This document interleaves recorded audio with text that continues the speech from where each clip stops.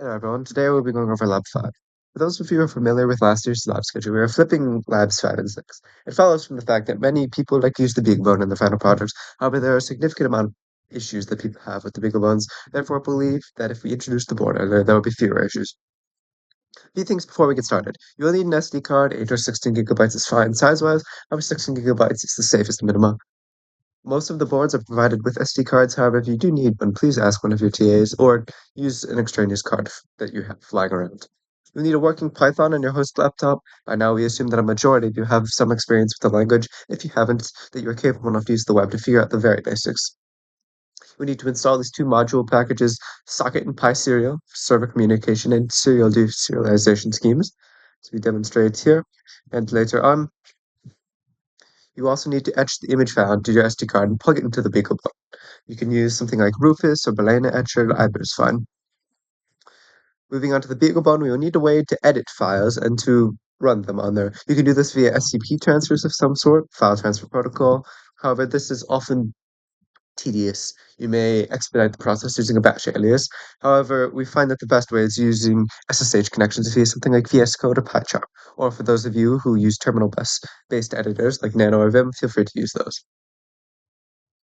One extra thing to keep in mind is that the BeagleBone sometimes holds onto one of the power pins in contention with the multi-baud board, so giving the system, particularly your RTOS, a second delay before it goes to boot the BeagleBone after it has done its other initializations is often a loose workaround for this.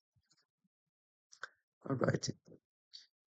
In terms of what we'll be doing, you will open a terminal and run the client script, and you'll open another terminal on your BeagleBone, which is on its Linux kernel, and run the server script. By then, we assume you have written the files for it, and you have done all of your relevant sudo updates and apt-gets.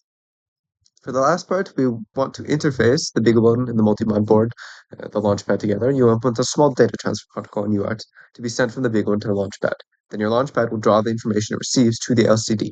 We'll be checking that you're not just fusing with onboard Launchpad data and that the data is actually transferring, as there are many cases where it is easy to fake such things.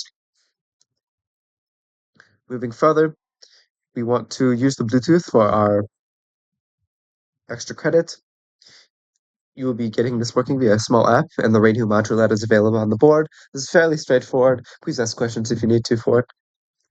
Again, with this entire lab, we are assuming that you have a working use of Linux and Python functionalities. Please do not hesitate to ask us any questions in office hours or lab sections, or use the web to figure it out, as that is what an engineer would do.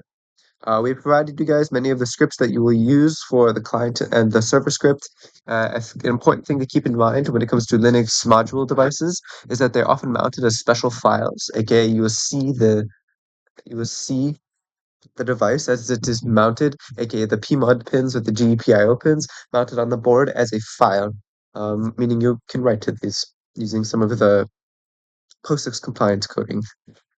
With that in mind, you may have to change some of the scripts that we provide you. You may have to, for example, edit the TTY scripts to use TTY4 versus 6. I know I had ample issues with that, as it is rather indeterministic whether or not the reservations for some of the GPIO pins happen in a certain order.